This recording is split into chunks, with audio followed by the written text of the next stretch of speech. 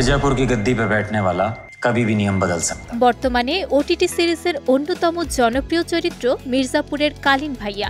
কথায় কথায় মুখ খারাপ করা, সোজা কথা মুখের উপর বলে দেয়া সেই মানুষটি কালীন ভাইয়া ওরফে পঙ্কজ ত্রিপাঠী।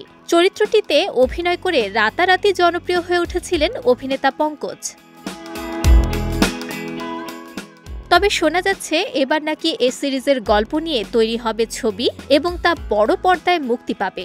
এ সিরিজ নিয়ে সবথেকে বড় খবর হলো সেখানে নাকি কালীন ভাইয়া এর চরিত্রে অভিনয় করবেন ঋত্বিক রোশন।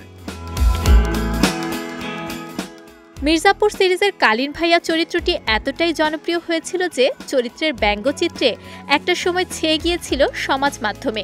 রাজনৈতিক হোক বা সামাজিক যে কোনো ক্ষেত্রের ভিলেনদের ধমক দিতে কালীন ভাইয়ের মুখের সঙ্গে জুড়ে দেয়া সংলাপই ছিল সেরা পছন্দ।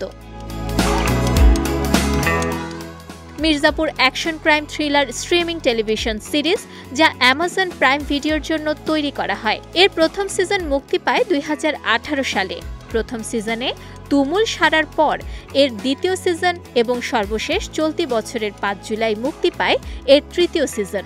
এতে অভিনয় করেছেন পঙ্কজ ত্রিপাঠী, আলী ফজল, দিব্যেন্দু শর্মা, বিক্রান্ত ম্যাসি, রসিকা দুগাল, শ্বেতা ত্রিপাঠী সহ অনেকে।